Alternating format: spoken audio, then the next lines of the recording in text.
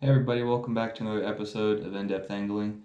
I'm here today at my house, going to be showing you the top 5 winter bass baits for the Ozark Lakes in Missouri.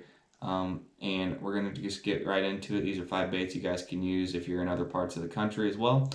And they really work good in these Ozark Lakes. Like I personally fish a lot of Lake of the Ozarks, and these are my top 5 go-to baits when I'm out there on the water. So let's get right into it. Okay, so starting off here, you're going to notice that I don't have an Alabama rig on the table. Not everybody can really fish those if they're not in a boat, and I don't really personally like them. They're really heavy and awkward to use. They absolutely do catch fish, so that's honorable mention, but for reasons that they're not always practical for everybody to use, and a lot of tournaments don't allow them in and everything. I'm not going to be showing you guys the Alabama rig, but here's the 5 baits I am going to be showing you. And I'm going to start off over here with these crankbaits. These are wiggle warts or curve style, like 6 cents curve style baits. They're very good for when fish are keying in on crawdads. They cover a lot of water, and you are going to be fishing these near a lot of rocky structure, usually near channel breaks and transition zones, rock transitions. During the winter months, bass are moving up and they're feeding on crawdads in the shallows right next to deep water. These are a good bait to be using when they're targeting in on those. They have the flat style crankbaits as well, but I love using these to cover a lot of water. Fish them as slow as you can while they're still banging into the rocks down there. Like this one has got a little bit of hook rash. I've used that quite a bit. That's Texas Craws, probably my favorite color for when the water's really stained. Some of these other natural colors like these up here are good for when you're fishing clearer lakes and the fish are maybe a little bit deeper and you get these flat ones. I think they dive a couple feet deeper than the regular wiggle warts. And then you have some off-colored like yellows and oranges and stuff, like the muddy water craw is a color of wiggle wort that I like to use a lot when the water gets a little bit dirtied up from all the rain and the snow melt and everything that goes on, especially if you're fishing up like on the Niangua River of like the Ozarks, like up there by Hawatonka and things. The the river's really close to there, where the lake joins up to it, and a lot of sediment from the farmland up there gets into it. So if you have situations like that around your lakes, fishing a little bit off-colored crawdad, wiggle warts during the months of January, February, March can really pay off. My second go-to favorite bait is going to be these chigger craws. Same kind of pattern that I would be using these wiggle warts on if they're feeding up on crawdads. They're coming up out of the depths, so the bass are going to be sitting down. Typical pattern on these Ozark lakes is they're going to be sitting down in the channel swings out there on the main lake points and things just off of them next to the deep water. They're going to come up during the warm parts of the day. When the wind's blowing in, just there's very specific times of the day where they'll come up to feed, and they'll feed on in the rocks where these crawdads are living, and you can catch quite a few of them if you can find the right spot at the right time. And you never really know when they're going to pop up. Usually the afternoon bite is better in the winter because they go up there and they lay right on top of the rocks and almost sun themselves like snakes do to heat up on the rocks as the rocks kind of get warmed up. But these are chigger craws. You buy them in packages. They're from Berkeley. They work better for me most of the time whenever I keep them. This one right here is detached. This one is attached with the pinchers. I like to keep them attached. They fall a little bit smoother. Like when I say that, like the arms don't flap as much, and you don't want that much action during the wintertime. They're really subtle. Most of the time the fish are kind of in a passive mood. They're not super aggressive. So the passive to like when I say passive, I mean they're like in a neutral feeding mode or they're in a negative feeding mode, and so you kind of have to really finesse them to bite into stuff. So like if I'll be fishing with a wiggle wart or something, moving along, I'll catch a couple fish. I'll usually come back through and fish with one of these on a Texas rig. Like I use a little 3/16 ounce bullet weight and just a 3/0 hook for your standard chigger craw sizes. They're just the 4-inch. And this is just your typical green pumpkin color for a chigger craw. They work great though, and you'll see me using those in some videos this winter.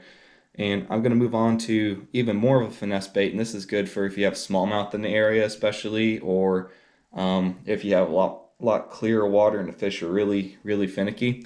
I like using Ned rigs, and these aren't just wintertime this isn't just a wintertime bait, but you can fish this thing along the bottom with fish are kind of holding down tight and they're really in a negative mood and stuff, and you can usually get them to bite that when they won't bite anything else.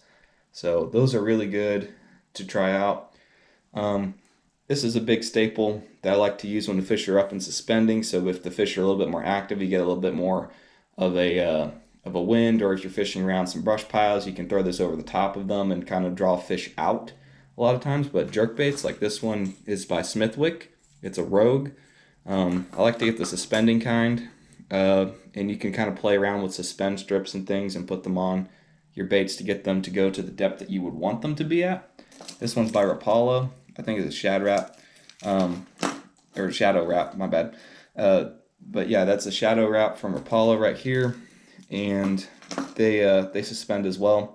I love having a little bit of some marabou. There's some crystal flash down here on the treble hook. You could tie this on yourself if you have a fly tying kit, and you can buy some of them. Could just come with it. Like this one's store bought. This one I've tied on myself.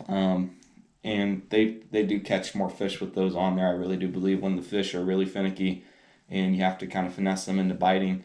But these are good for when fish are suspending. They're good around fishing docks. They're good around fishing transition areas. They're good basically all around. The same kind of areas I would be fishing these wiggleworts and chigger craws.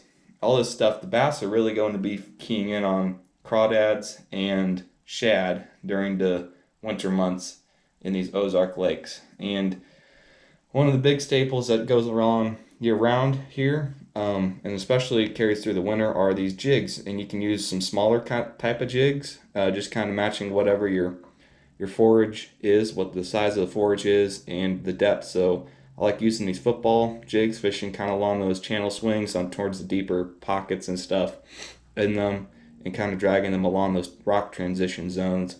You get a lot of bites from these. And you can catch quite a few big bass on these jigs, not just in winter but year round. But this one's just like a little bitsy bug from Strike King, I believe, and this one's actually a custom tied jig a friend of mine gave me a while ago. They bought the jig head and they tied the skirt on themselves and everything. So you can fish with trailers, without trailers, and kind of customize those. Something that's kind of cool to do is maybe you put one of these chigger craws, you cut it off about midway down, and then you use that as a jig trailer. I like using those.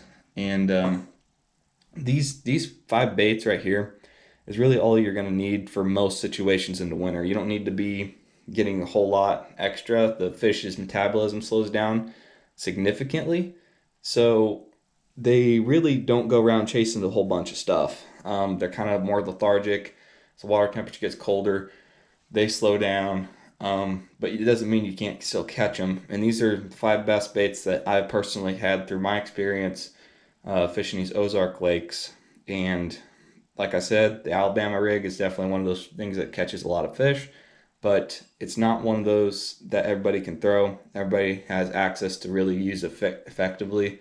So I will say that one was honorable mention. And another one that I would say honorable mention besides this, kind of like the Ned rig here, would be like a shaky head, and they're a little bit longer style worm with just a little screw lock, or like sometimes they have a little push pin head to them, and you can drag little shaky head worms along the bottom there and stuff. But I use those in the same kind of situations. I would use a Ned rig. I think the Ned rig gets a few more bites than a shaky head does, so that's why that one outranks the shaky head for me. But I'm gonna leave it off here with you guys. I hope this was information that you guys can carry on with you when you're out on the water, and that you can use to catch a few more bass. These are good for several different places in the country. I'm sure this is what I use on Ozark lakes here, but if you have open water and you have bass, and the water temperature is around 40 to 50 degrees, all the way down to freezing, you can catch fish with these. So thank you guys for watching today's video of in-depth angling. Subscribe to the channel if you enjoyed this. Smash that like button down there if this was helpful to you, and comment down below what your top 5 winter baits are for catching bass. I want to know what you guys are thinking, if I left something out, if I'm way off base, or if this was spot on for you. Thank you guys, and we'll catch you on the next one.